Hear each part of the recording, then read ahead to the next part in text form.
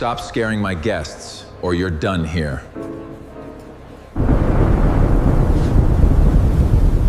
Everyone needs to move away from those windows. Now. The restaurant has emergency procedures. Management will handle it. Sir, this isn't about rain. And you know that because? Please, move everyone to an interior area, away from the glass. 30 seconds. Stop causing panic and return to your station. Sir, with all due respect, the storm is intensifying. I said 30 seconds. What is it? We're running out of time. How much time? Stop scaring my guests, or you're done here. Ethan Caldwell's voice was quiet, but somehow it cut through the restaurant more sharply than a shout. Maya Brooks stood beside his table with a silver water pitcher in one hand, staring past the Billionaire CEO toward the floor-to-ceiling windows 30 feet away. Outside, Oklahoma City had changed color. The evening sky was no longer gray. It carried a sickly green tint beneath clouds that seemed to hang impossibly low over the skyline. 5 minutes earlier, wind had rattled the glass hard enough to make several guests look up from their dinners. Now the trees below had stopped moving. Completely. That sudden silence frightened Maya more than the wind had. "Mr. Caldwell," she said, keeping her voice controlled, "everyone needs to move away from those windows. Now." A few conversations died around them. Ethan slowly placed his wine glass on the white tablecloth. At 42, he had built Caldwell Dynamics into a multi-billion-dollar company by staying calm when everyone else panicked. Tonight, 12 investors had gathered around him for a private dinner that could determine the future of a billion-dollar infrastructure partnership. He was not about to let a waitress turn it into chaos because the weather looked ugly. "The restaurant has emergency procedures," Ethan said. "Management will handle them." Maya glanced toward the windows again. Her warm brown eyes tracked the clouds with an attention no one at the table understood. "Sir, this isn't about rain." One investor gave an uncomfortable laugh. Another checked his phone, found nothing alarming, and returned it to the table. Ethan's expression hardened. "And you know that because—" Maya hesitated. That hesitation cost her. To Ethan, it looked like uncertainty. To Maya, it was the weight of deciding how much of her past she wanted to explain to a man who had barely looked at her name tag all evening. She knew what lowering clouds could mean. She knew why a green sky mattered.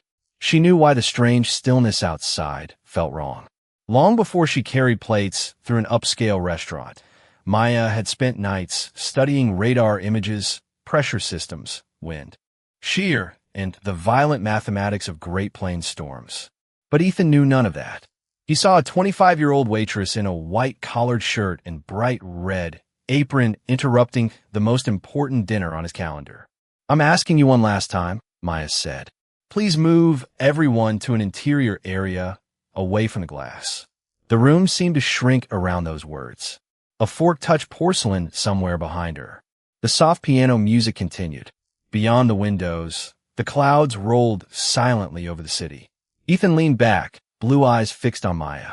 He had spent his entire career believing authority belonged to the person with the best information. His mistake tonight was assuming he could recognize that person by the clothes they wore. 30 seconds, he said. "Stop causing panic and return to your station." Maya didn't move. Then something small struck the outside of the window. "Top!" Everyone nearest the glass turned. Another object hit. "Top! Top!" Maya's fingers tightened around the pitcher. Ethan noticed. "What is it?" he asked. Maya stared into the darkening distance. Her answer came almost as a whisper. "We're running out of time. Before we continue, if you enjoy unforgettable stories about ordinary people facing extraordinary moments, subscribe to Hidden Tables. Every story reminds us that true character is revealed through courage, compassion, and the choices we make when no one is watching. Now, let's see what happens next. 25 minutes earlier, the restaurant had looked like the safest place in Oklahoma City. Warm amber light spilled from modern chandeliers onto white linen tables, polished silverware, and crystal glasses arranged with almost mathematical precision. On the top floor of the Halston Grand, the private dining room offered a sweeping view of downtown, the kind of view wealthy guests paid extra to enjoy. Tonight, Ethan Caldwell had reserved nearly half the room. 12 investors sat around a long walnut table while servers moved quietly between them with steak, roasted vegetables, and bottles of sparkling water. Everything about the evening had been designed to communicate control. Ethan liked control. At 42, he had built Caldwell Dynamics by recognizing opportunities before competitors knew they existed. He remembered numbers after hearing them once. He could walk into a tense boardroom and identify the person most likely to change a vote before anyone spoke. Investors called it instinct. Employees called it preparation. Ethan called it survival. Tonight, however, his attention belonged to a partnership that had taken 11 months to negotiate. Across from him sat executives whose signatures could unlock a massive infrastructure expansion throughout the central United States. One bad impression could delay everything. One unnecessary disruption could cost months. Maya Brooks knew none of the private details, and she did not care about them. She had arrived at 4 that afternoon, tied her natural curls into a high ponytail, buttoned her white collared shirt, secured her bright red apron, and started her shift exactly as she always did. Quietly, professionally, carefully. Most guests barely noticed her. That was normal. She refilled glasses before anyone asked. She remembered who wanted lemon and who preferred plain water. She replaced a dropped napkin without interrupting a conversation. But every time Maya passed the windows, her eyes moved toward the western horizon. At first, there had been nothing dramatic. Thunderstorms were common in Oklahoma, especially when warm, humid air collided with a changing weather system. The sky had simply looked restless. Dark clouds gathered beyond the city, while sunlight still touched the buildings below. Then Maya noticed something that made her slow down. The cloud base appeared lower than before. She stopped for barely 2 seconds, long enough for another server named Claire to notice. "Everything okay?" Claire asked. Maya forced a small smile. Probably was not good enough for her. 10 minutes later, she checked the weather on her phone near the service station. A severe thunderstorm warning covered part of the area. No tornado warning. Not yet. Her manager, Daniel Price, walked past carrying a reservation tablet. Phone's away on the floor. Maya saw She slipped it into her pocket, then looked toward the windows again. "Daniel, are we monitoring the weather?" He glanced outside. "The hotel monitors everything. There's a severe storm west of us. Then the hotel will tell us if we need to do anything." His answer was reasonable. That was what bothered her. Reasonable answers could become dangerous when people stopped looking for new information. Maya returned to Ethan's table carrying a pitcher of ice water. The conversation there had moved to expansion costs. Ethan was explaining projected returns when the lights flickered once. Nobody stopped talking. Maya did. A few seconds later, the ventilation system seemed to hum differently as pressure shifted outside. She looked through the glass. The western horizon had nearly disappeared beneath darkness. Then came the wind, pushing trees along the street below until their branches bent hard toward the east. Ethan finally noticed Maya standing still. His confident blue eyes lifted toward her. "Is there a problem?" Maya looked at him, then back at the sky. "I hope not." Ethan gave her a brief, polite nod and returned to his investors. Maya continued pouring water, but something inside her had already changed. She was no longer wondering whether the storm deserved attention. She was wondering how long she had before everyone else understood that too. Maya had learned years ago that storms rarely announced themselves the way people expected. They did not always arrive with dramatic thunder or rain hammering against windows. Sometimes danger began with details so ordinary that nobody bothered to notice them. A shift in the wind, a strange color in the clouds, a pressure change you could almost feel in your ears. Maya knew because weather had once been more than something she checked before leaving home. It had been the future she imagined for herself. At 19, she entered the University of Oklahoma with plans to study atmospheric science. She loved the precision of it, the way invisible forces could be measured, mapped, and understood.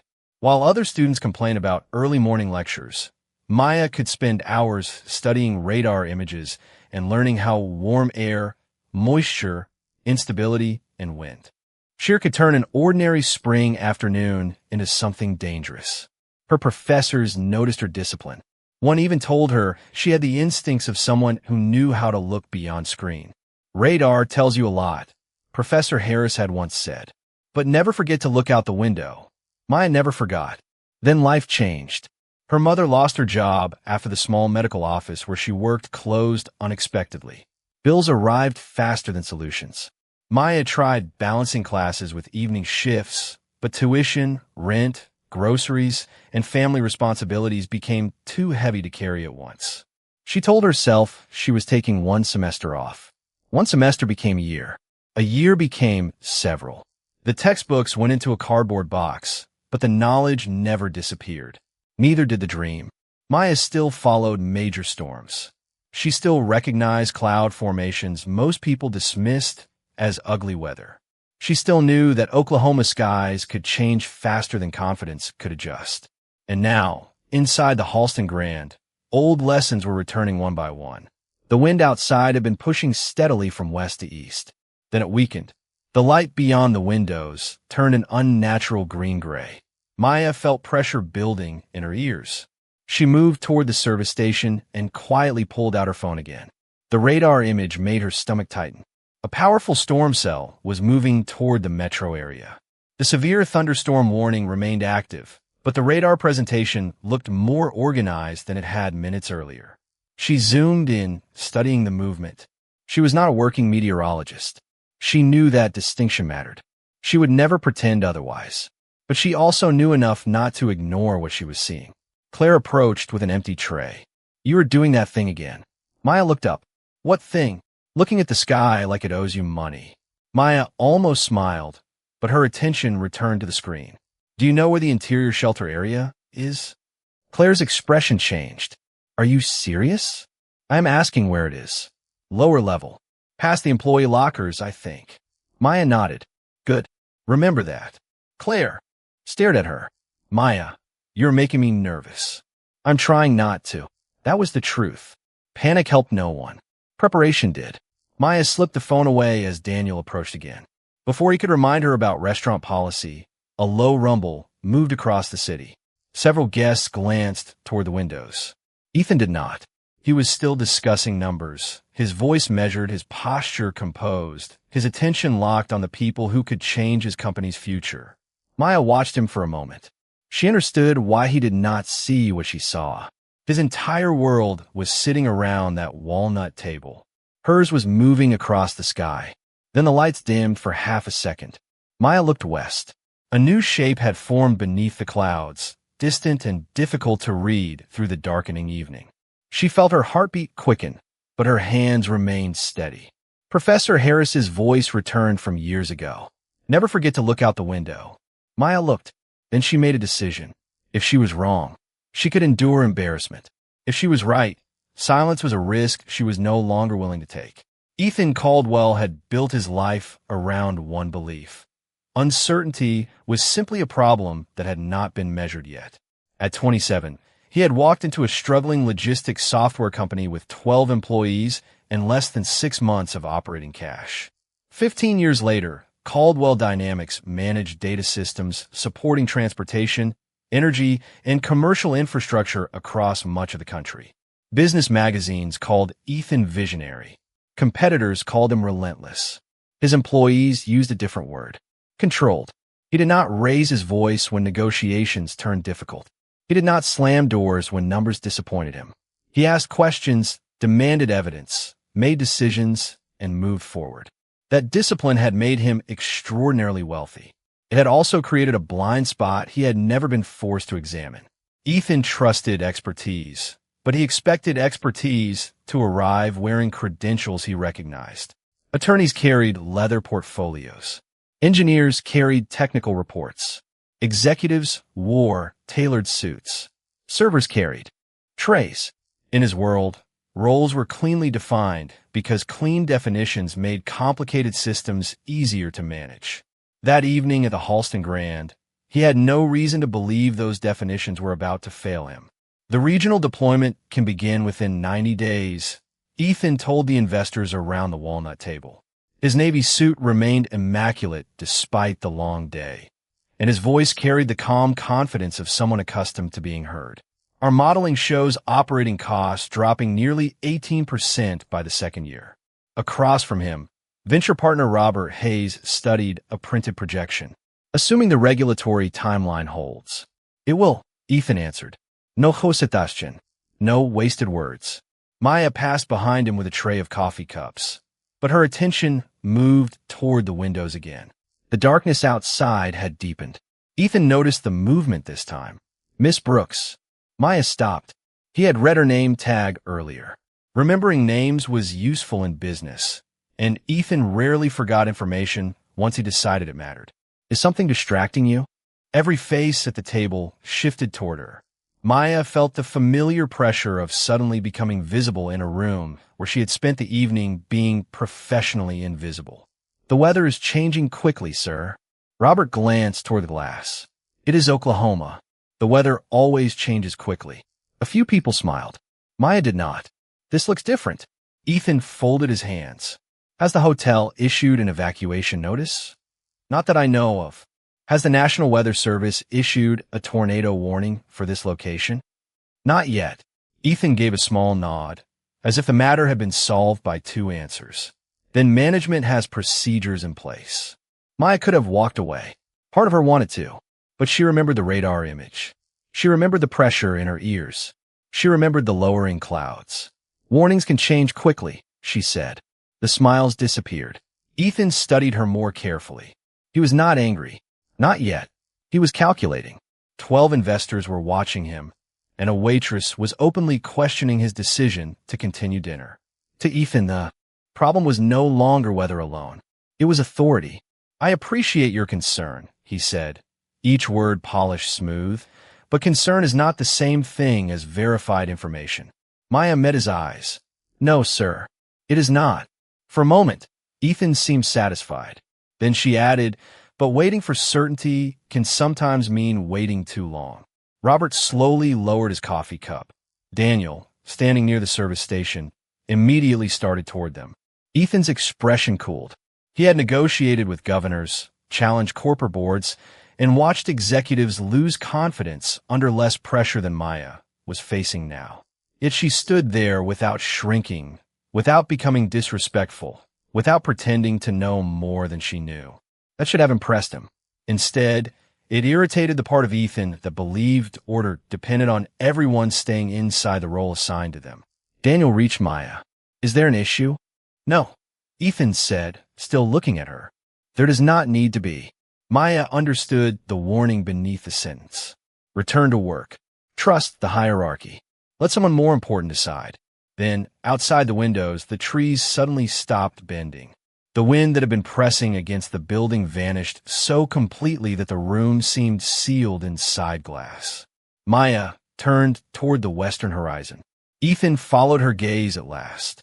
Far beyond the downtown lights, beneath the green-black clouds, something was changing. Maya drew one slow breath. The billionaire believed authority came from having the best information. In less than 20 minutes, he would discover how dangerous it was to confuse a person's position with the value of what they knew. The first sign was not the sky. It was the silence. Maya stood near the service station and listened to a room that had been filled moments earlier with the faint whistle of wind around the building. Now there was almost nothing. No steady pressure against the windows. No movement in the trees hundreds of feet below. Even the flags on a neighboring rooftop had gone limp. Oklahoma's storms could be loud, but Maya remembered something her professors had repeated until it became instinct. A sudden change could matter more than a dramatic one. She pulled out her phone again. The radar had updated. The storm west of downtown was stronger now. A new alert appeared across the screen. Severe thunderstorm warning. Destructive winds possible. The words were serious enough, but Maya kept studying the storm's shape. She enlarged the image and felt the same uneasiness settle deeper in her chest. She did not have enough information to declare what would happen next. She did have enough information to know that keeping dozens of people beside floor-to-ceiling windows was becoming an unnecessary gamble. Daniel, her manager, was checking something on his reservation tablet. He looked up with immediate frustration. Maya, we already discussed this. The warning was updated. Is there a tornado warning? Not yet. Daniel exhaled. Then we follow hotel procedure. Maya lowered her voice. Hotel procedure should include moving guests away from exterior glass during destructive winds. Daniel glanced toward Ethan's table. Do you understand who is sitting over there? I understand who is sitting near the windows. That answer made him pause. Maya continued before he could dismiss her. We do not need to evacuate the building. We can move everyone into the interior banquet corridor until the storm passes.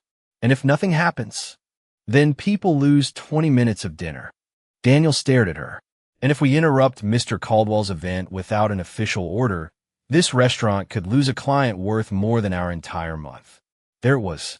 Not cruelty, not stupidity, something more ordinary and sometimes more dangerous. A calculation. Money on one side, uncertainty on the other. Maya looked toward the dining room. A couple near the windows laughed over dessert.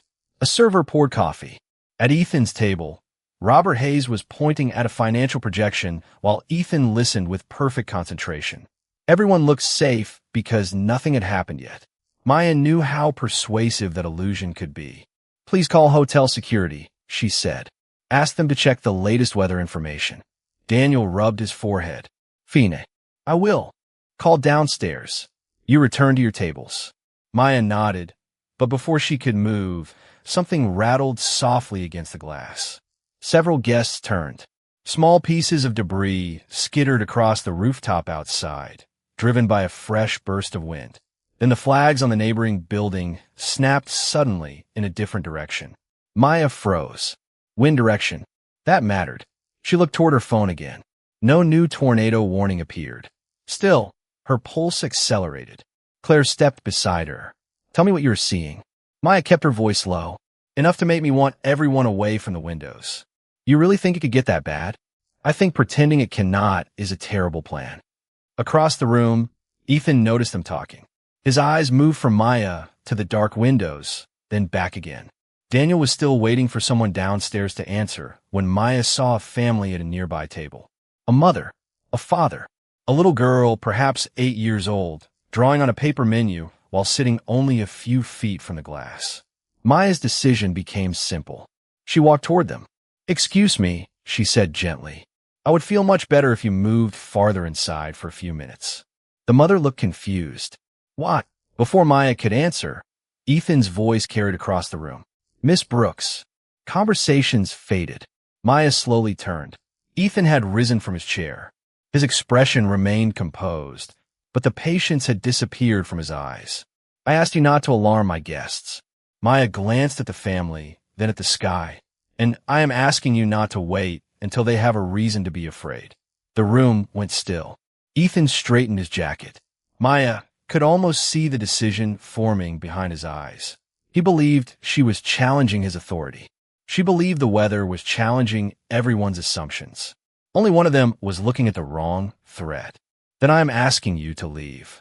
Ethan did not raise his voice. He did not need to.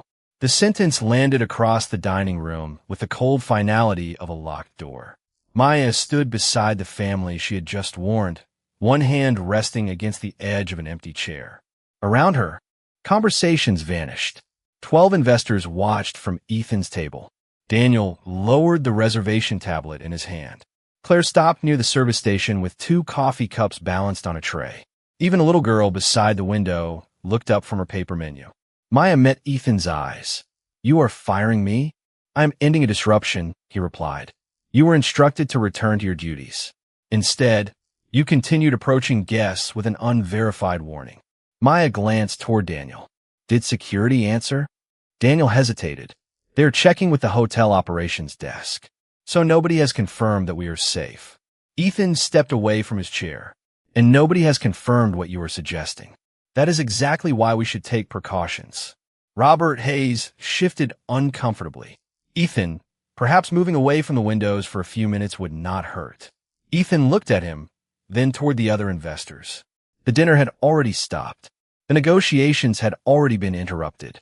Every person in the room was now watching to see whether the billionaire who preached disciplined leadership would surrender control to a waitress acting on something she could not prove. Ethan turned back to Maya. "You have created enough anxiety tonight." Maya's face remained calm.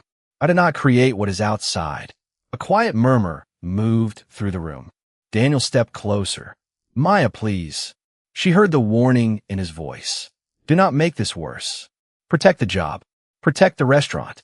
Protect yourself." Maya understood all of it. She also understood something they did not. A job could be replaced. Minutes could not. "Mr. Caldwell," she said, "I am not asking anyone to run into the street. I am asking them to move into an interior section of the building until we know what this storm is doing." Ethan's jaw tightened. "And I'm telling you that decisions affecting my guests will be made by management and emergency professionals." "Then ask them faster." Silence. Ethan stared at her for a long second. His entire career had taught him that hesitation invited disorder. So he did what he had always done when someone refused to follow the structure around him. He made the decision himself. "Daniel, remove her from the floor." Daniel looked stunned. "Mr. Caldwell, she worked for the restaurant. Then consider this my request as the client hosting tonight's event." He turned toward Maya. "Your shift is over. Leave before you cause a panic." There it was. Not an insult shouted in anger. Something quieter. Something more revealing. Ethan had decided that Maya herself was the danger. Maya looked around the room. At the investors. At the family near the glass. At Claire, whose worried eyes were fixed on her.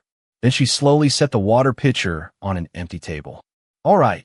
Daniel blinked. "Maya, it is all right." Her voice did not shake. She reached behind her waist and loosened the red apron she had tied there hours earlier. The simple movement seemed louder than it should have been. She folded the apron once and placed it beside the pitcher. Then her fingers touched the black name tag pinned to her white shirt. Maya Brooks. 2 words most people in that room had not bothered to learn until she became inconvenient. She removed it and held it in her palm. Ethan watched without speaking. For the first time that evening, something uncertain crossed his face. Maya walked toward the employee corridor. One step, then another. Behind her, chairs shifted as people tried to return to dinner. Robert reopened his folder. Daniel exhaled. Ethan sat down and reached for his notes, determined to restore the order he believed he had protected. Then every light in the restaurant flickered twice. The second flicker lasted longer. Maya stopped. A deep sound rolled somewhere beyond the glass, too sustained to be ordinary thunder. She turned her head toward the windows. Outside, the green-black sky had swallowed the western horizon. And for the first time that night, Ethan Caldwell stopped looking at Maya as the problem and looked toward the place she had been watching all along. Maya stood at the entrance to the employee corridor with her name tag still resting in her palm. For 3 quiet seconds, she considered continuing through that doorway. She had done what she could. She had warned Daniel. She had warned Ethan. She had warned the family near the windows. And what had it earned her? A public dismissal in front of a room full of people who had watched her concern become an inconvenience. Pride told her to keep walking. Dignity told her she owed nobody another explanation. Then a small voice rose behind her. "Mommy, why is the sky green?" Maya stopped. The little girl near the window had put down her paper menu and was staring outside.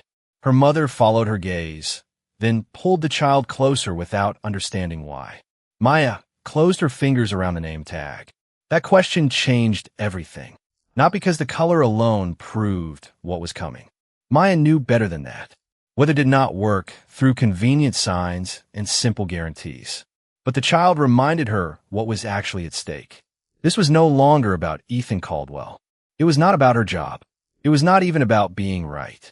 It was about people who did not know what she knew, sitting beside enormous panes of glass while a dangerous storm approached. Maya turned back toward the dining room. Ethan was standing beside his chair now, staring west. The investors had abandoned their financial projections. Robert Hayes walked closer to the windows, but Maya immediately lifted a hand. "Please stay back from the glass." Robert stopped. Ethan looked at her. The authority in his expression returned almost by instinct. "Your shift is over. I know. 2 words. Calm. Clean. Maya did not argue. That seemed to unsettle him more than another confrontation would have. She walked toward Claire instead. You said the shelter area is on the lower level past the employee lockers? Yes. I think so. Find out exactly.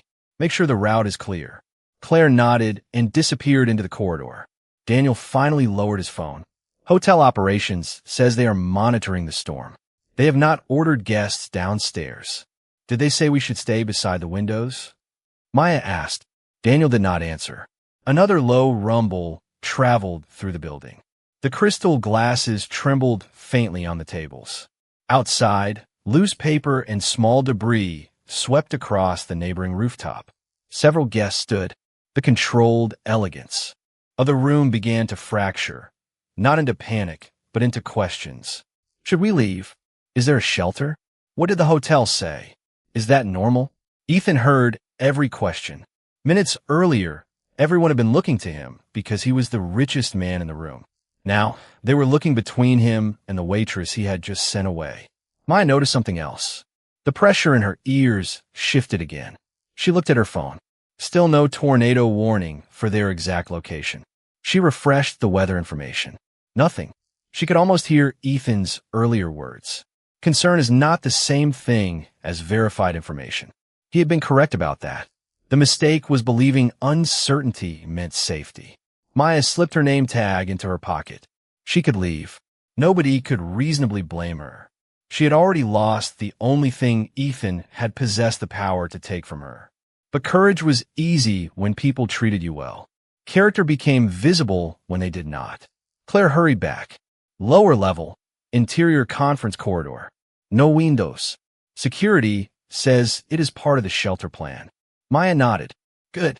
Ethan stepped toward them. What are you doing? Maya met his blue eyes. Making sure people know where to go if the warning changes. There is still no tornado warning. Then I hope we never need that corridor. Ethan stared at her, perhaps expecting anger. There was none. That was the moment something began to shift inside him. Maya was not trying to embarrass him. She was not fighting to get her job back. She was preparing to protect people who had just stood silently while she lost it.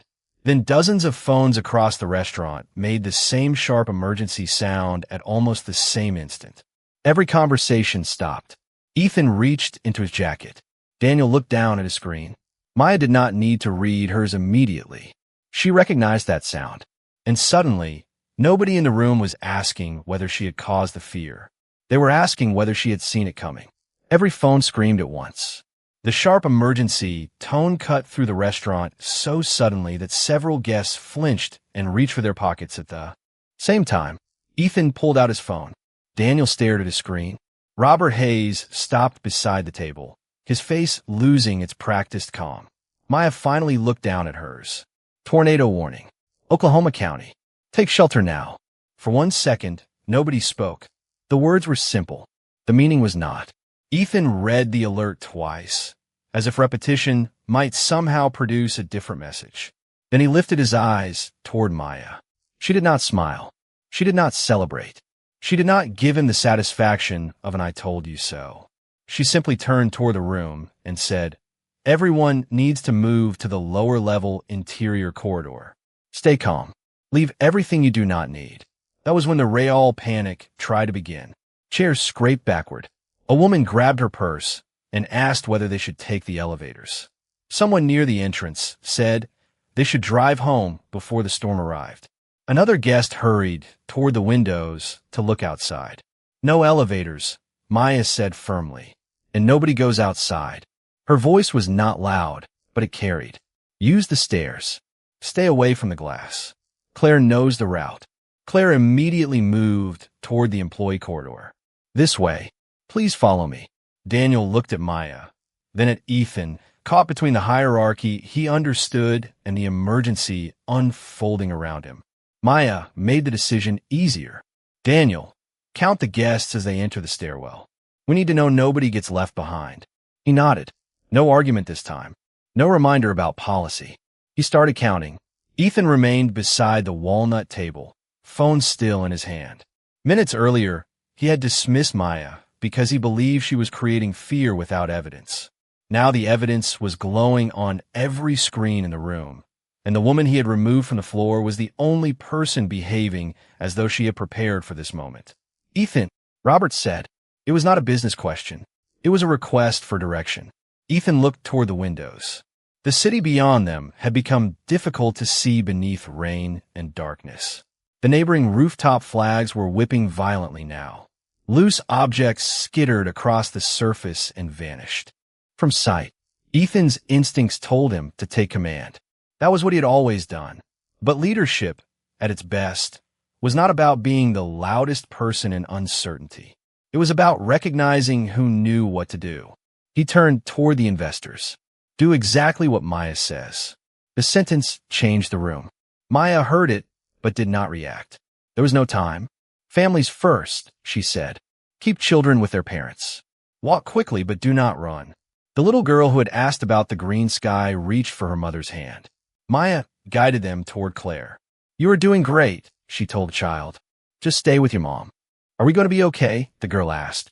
Maya could have offered certainty. Instead, she offered something better. "We are going to make smart choices." Ethan heard that. For a man who had built an empire on confident answers, the honesty struck harder than reassurance would have. Another emergency tone sounded as the warning updated. The storm was moving northeast towards central Oklahoma City. Ethan slipped his phone into his jacket and began helping direct his guests toward the corridor. No one cared about the billion-dollar projections anymore. No one cared who controlled the negotiation. Titles, watches, tailored suits, and reservation lists had become strangely meaningless. The room had found a new measure of authority, competence under pressure. Maya counted people moving toward the stairwell. 23, 24, 25. Daniel called from the doorway. "We are missing 2. Maya looked across the dining room. One server emerged from the kitchen. 26. "Who else?" Daniel asked. Maya scanned the tables, then saw an empty chair beside Ethan's place. Robert Hayes was gone. She turned toward Ethan. "Where is Robert?" Ethan's expression changed. He looked toward the far side of the restaurant, where a hallway led toward the restrooms and private meeting rooms. The deep sound outside grew louder. Maya took one breath. Being right had never been the victory. Getting everyone downstairs would be. "Robert!" Ethan called toward the far hallway, but the only answer was the rising roar beyond the windows. It no longer sounded like ordinary thunder. It was deeper, steadier, almost mechanical, a low vibration that seemed to pass through the building itself. Maya looked at the stairwell, where Claire was leading the last guest downward, then back toward the hallway. "Daniel, keep everyone moving," she said. "Do not let anyone come back up." Daniel nodded immediately. 10 minutes earlier, he had questioned every warning she gave. Now he followed her instructions without hesitation. Ethan started toward the hallway. Maya moved beside him. "Stay here," he said. "Robert is my responsibility, and you do not know the shelter route as well as I do." Ethan stopped. Under any other circumstances, he might have challenged her. Not now. "All right." They moved quickly past the private meeting rooms, calling Robert's name. The lights flickered again. Maya kept one hand near the wall, orienting herself toward the interior of the building. "Robert!" Ethan shouted. A door opened near the end of the hallway. Robert appeared, holding his phone and looking confused. "I was on a call." "What happened?" Ethan stared at him. "There is a tornado warning. We are moving downstairs." Robert's face changed instantly. "I did not hear the alert." "You heard us now," Maya said. "Come on." They turned back toward the dining room. The roar outside had grown louder. Rain swept across the windows in thick sheets, reducing the city to blurred lights. Maya did not stop to watch. "Interior wall," she said. "Keep moving."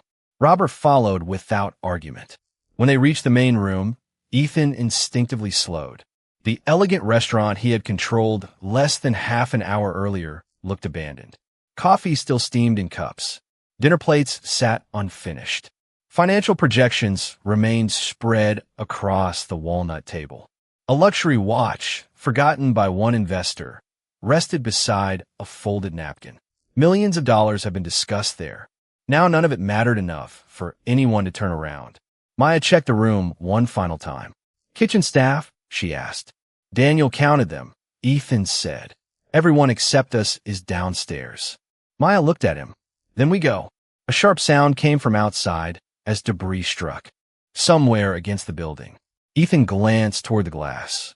Maya immediately said, Do not stand there. He stepped away. It was a small action, but both of them understood what it represented. Earlier, Ethan had expected Maya to obey because he possessed status. Now he obeyed because she possessed knowledge. They reached the stairwell, where Daniel was waiting one flight below. 27 accounted for, he called. With you 3, that is 30. Maya nodded. Good. Keep going. The group descended toward the lower level. The stairwell was crowded but controlled. Maya could hear frightened questions below. She raised her voice just enough to carry. Keep moving. Hold the handrail. Stay together. We have a safe interior corridor downstairs.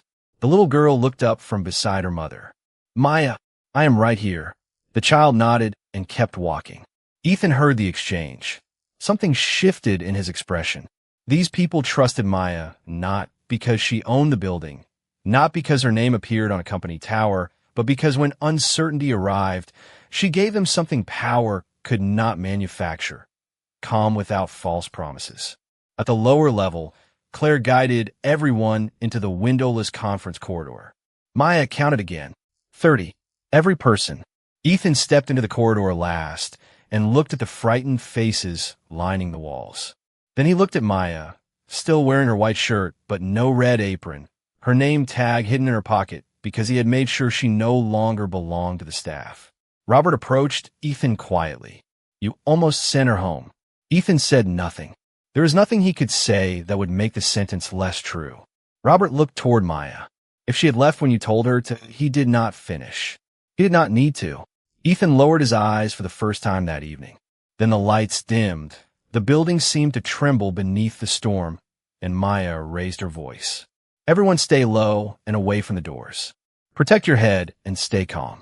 Ethan looked around at the investors who had followed his commands for years. Not one of them was looking at him now. Every face had turned toward Maya. Brooks. The sound reached them before the full force of the storm did. It rolled above the lower-level corridor like an endless freight train passing somewhere overhead, deep enough to make the floor vibrate beneath their shoes.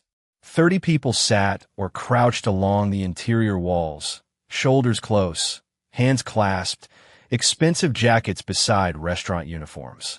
For once, nobody cared who had arrived in a limousine and who had entered through the employee door. Maya moved slowly down the corridor, checking faces instead of watching the ceiling. Stay low. Keep your head protected.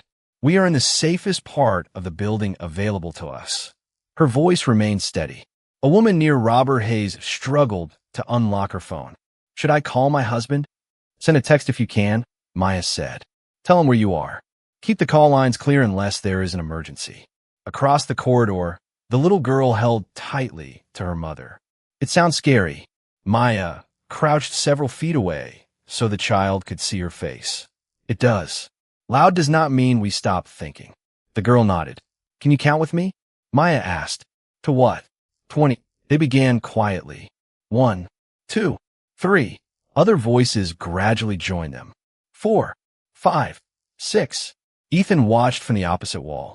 He had spent years teaching executives that calm could be engineered through preparation. Yet when real uncertainty arrived, Maya had created order with no title, no authority, and no guarantee anyone would listen. She simply gave people the next useful thing to do. The lights went out at 11. Emergency fixtures immediately washed the corridor in a dim amber glow. A few guests gasped. Backup lighting, Maya said. That is exactly what it is supposed to do. The counting continued. 12, 13, 14. Ethan looked down at his luxury watch, then almost laughed at himself. Time suddenly felt different here. There were no quarterly deadlines. No negociation windows. No billion-dollar schedules. Only seconds moving forward while 30 people waited for the weather to move past them. Daniel approached Maya. Security sent a message. They say the storm is crossing close to downtown. Any instructions? Stay sheltered until the all clear. Maya nodded. Then, that is what we do. Ethan stepped closer. What do you need from me? The question was so simple that Daniel looked at him twice. Ethan Caldwell did not often ask what role someone else wanted him to play. Maya considered him for a moment. There was no triumph in her expression. Help keep everyone away from the stairwell doors. Nobody goes upstairs until security clears us. Done. Ethan turned immediately. Robert, help me on this side. Daniel, make sure nobody separates from their group. His authority had not disappeared. It had changed purpose. Earlier, Ethan had used it to silence the person challenging his judgment. Now he used it to amplify the person who understood the danger better than he did. That difference was small enough to fit inside one decision and large enough to redefine a man. The roar intensified for several long seconds. Everyone lowered their heads. Maya stayed near the little girl and her mother, speaking calmly over the noise. Keep counting. 17, 18, 19, 20. Then they started again. Ethan remained near the stairwell door, one hand against the wall, listening to Maya's voice carry through the corridor. He remembered telling her that concern was not verified information. He remembered ordering her back to work. He remembered saying she was creating anxiety. Each memory now felt heavier than the one before it.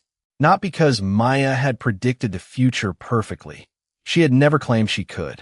She had simply recognized uncertainty and chosen caution while he had recognized uncertainty and chosen convenience.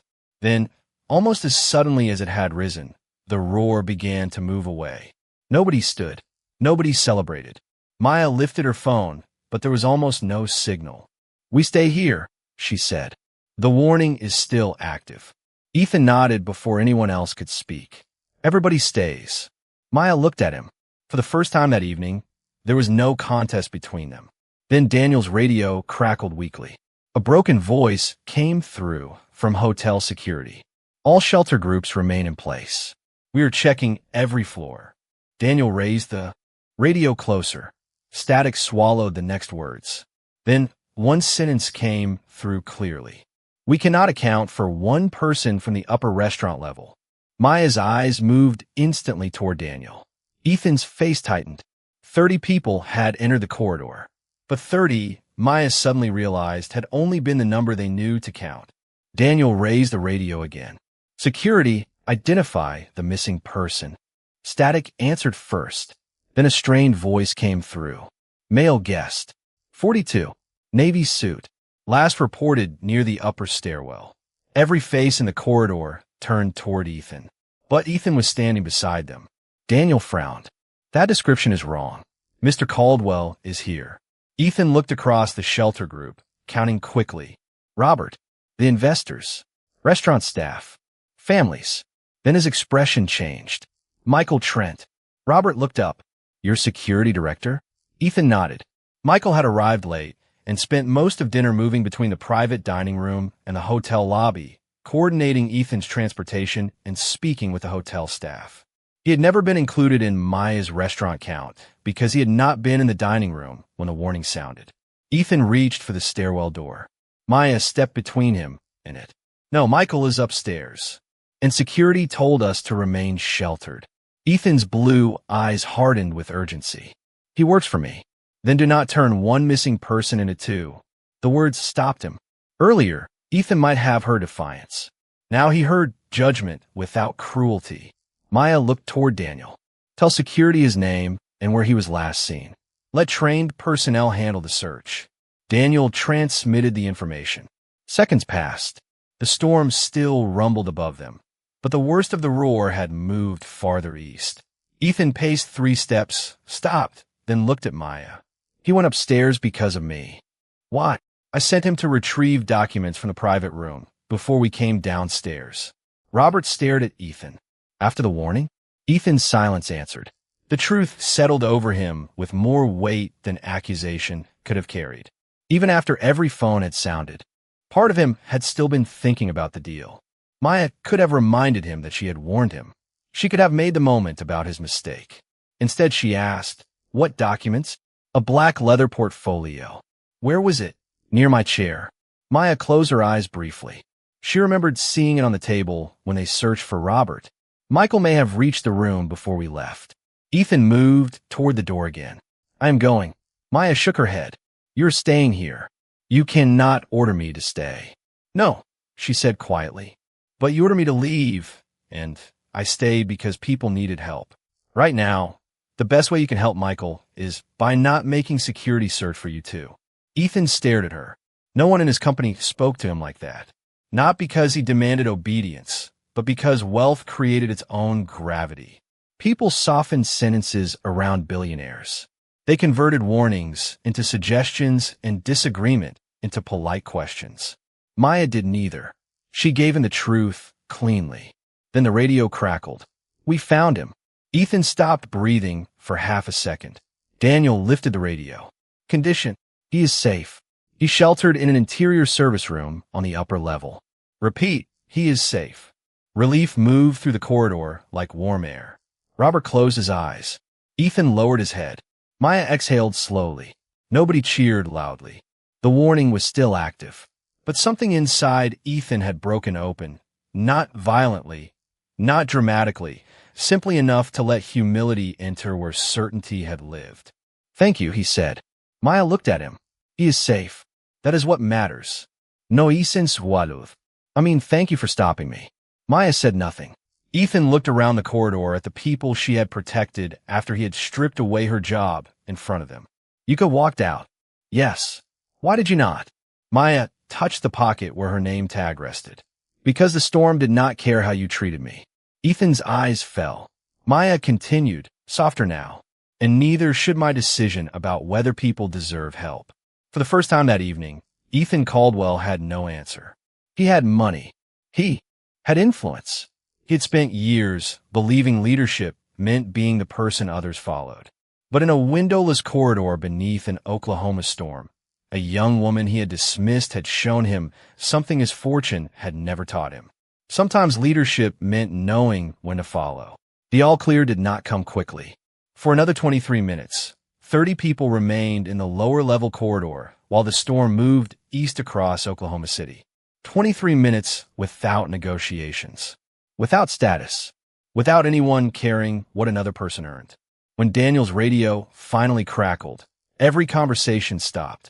Shelter groups. The tornado warning has expired for this location. Remain cautious. Hotel security will escort guests upstairs in small groups.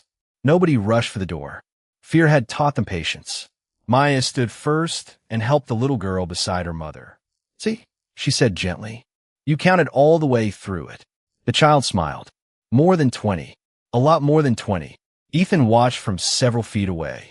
Hours earlier, he might have measured the evening by contracts signed or dollars secured. Now he measured it by faces. The mother holding her daughter. Claire checking on an elderly guest. Daniel thanking the kitchen staff. Robert standing quietly beside the wall. Michael Trent, reunited with the group after security, escorted him downstairs, safe and deeply relieved.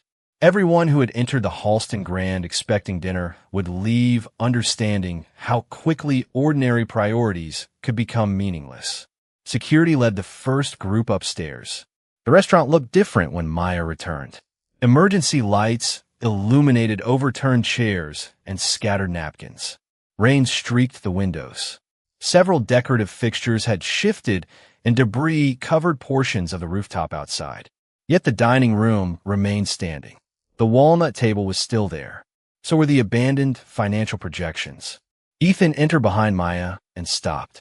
His eyes traveled across the room until they landed on something small near the table where she had removed her apron. A black name tag lay on the carpet. Maya Brooks. He bent down and picked it up. The object weighed almost nothing. Somehow, he could barely look at it. Robert approached but said nothing. Ethan turned the name tag between his fingers. I remembered her name because I thought remembering names made me a good leader. Robert waited. Ethan looked toward Maya, who was helping Claire gather personal belongings for guests. I never asked who she was. Robert's voice was quiet. None of us did. That answer mattered. It would have been easy to make Ethan the only guilty person in the room, but nearly everyone had participated in the same assumption. They had seen a red apron and decided they understood the woman wearing it. Ethan had simply possessed enough power to make that assumption consequential. Daniel approached Maya slowly. "I owe you an apology." Maya looked at him. "You called security when I asked." Eventually, Daniel shook his head. "I was more worried about disturbing an expensive dinner than listening to someone who was trying to keep people safe." Maya did not rescue him from the discomfort. "Then remember that feeling next time." Daniel nodded. "I will." Ethan heard every word. There was no anger in Maya's voice. That somehow made the lesson sharper. She was not interested in humiliating anyone. She wanted them to become better than they had been an hour earlier. Ethan walked toward her and held out the name tag. Maya looked at it, then at him. "You dropped this." "I thought I put it in my pocket." "You must have missed." She took it from his hand. Their fingers never touched. For several seconds, Ethan seemed to search for the kind of sentence he normally delivered without effort. "Maya, why did tonight?" She waited. "I was wrong. No qualificación. No excuse. I treated your position as evidence that your judgment mattered less than mine." Maya studied him carefully. "You did." Ethan nodded. The agreement stung, but he accepted it. "And you still stayed. People were still here. Including me." Maya looked toward the rain-covered windows. A storm does not check anyone's bank account before deciding where to go. Ethan followed her gaze. For years, money had opened doors before he reached them. Tonight, it had not moved the storm 1 inch. "I want to make this right," he said. Maya pinned the name tag back on her shirt. "Then do not start with me." Ethan looked confused. Maya gestured toward Daniel, Claire, the kitchen staff, and the remaining employees.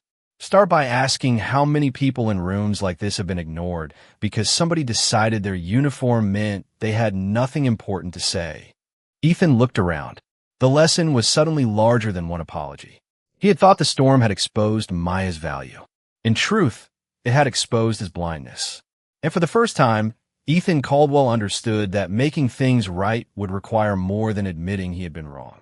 The next morning, Ethan Caldwell stood before a room full of people and did something his employees had almost never seen him do. He admitted failure without hiding behind an explanation. Caldwell Dynamics had scheduled a press briefing about the storm because reporters were already asking questions about the company dinner at the Halston Grand. Ethan could have praised hotel security. He could have described emergency procedures. He could have transformed the night into another polished story about corporate leadership. Instead, he stepped toward the microphones and said, "Last night, I made a serious mistake." The room quieted. Maya watched the broadcast from her apartment, still wearing sweatpants and holding a mug of coffee that had gone cold. Ethan continued. "A member of the restaurant staff recognized signs of danger before I did. She asked us to take precautions. I dismissed her judgment because I believe my position gave me a better understanding of the situation. It did not." Reporters began raising their hands, but Ethan kept speaking. "I confused authority with wisdom. Worse, I allowed someone's job title to influence how seriously I valued her voice." He paused. "Her name is Maya Brooks." Maya lowered her coffee cup. Ethan had not called her a hero. He had not turned her into a convenience symbol. He simply told the truth. 3 days later, Ethan returned to the Halston Grand without investors, assistants, or cameras. Maya was finishing an afternoon shift when Daniel approached her. "Someone is waiting for you." Ethan stood near the service station in his Navy suit, looking strangely out of place without a boardroom surrounding him. "I wanted to apologize again," he said. Maya folded her arms loosely. "You already did. Publicly. This one is personal." He took a breath. "I learned something about you." Maya's expression changed. "What?" "Daniel told me you studied atmospheric science." "For a while." "Why did you stop?" "Life." One word carried years inside it. Maya explained enough for him to understand. Her mother's lost job, tuition, rent, the semester that became several years. Ethan listened without interrupting. When she finished, he said, "I would like to help you return." Maya's eyes narrowed slightly. "I do not need a reward for doing what was right." "I know." Ethan nodded. "That is why I am not offering you one." He explained that Caldwell Dynamics already funded an education program for employees and community partners. He wanted to expand it into a scholarship program for working adults who had interrupted science, engineering, and emergency management studies because of financial hardship. Maya would be eligible, but she would not be the only person helped. "You told me not to start with you," Ethan said. So I listened. For the first time since they met, Maya smiled at him without tension.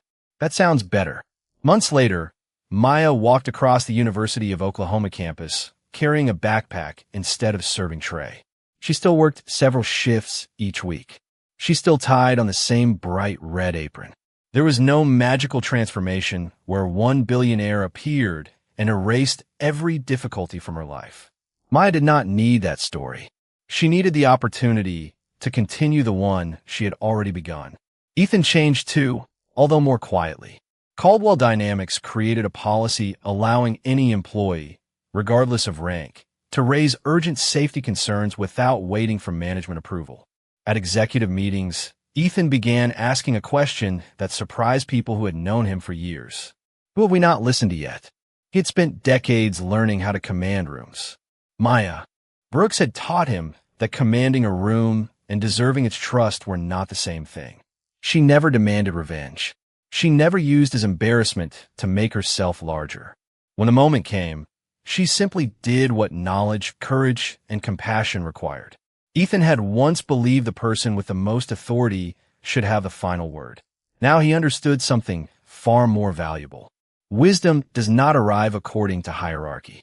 Character does not wear a price tag. And when fear finally filled that restaurant, the woman accused of creating panic became the calmest person in the room. He had possessed the power to send her away. She possessed the character to stay. And in the end, that was the kind of power money could never buy. If this story stayed with you, subscribe to Hidden Table and join a community that believes true character is revealed not by power or status, but by courage, integrity, and kindness.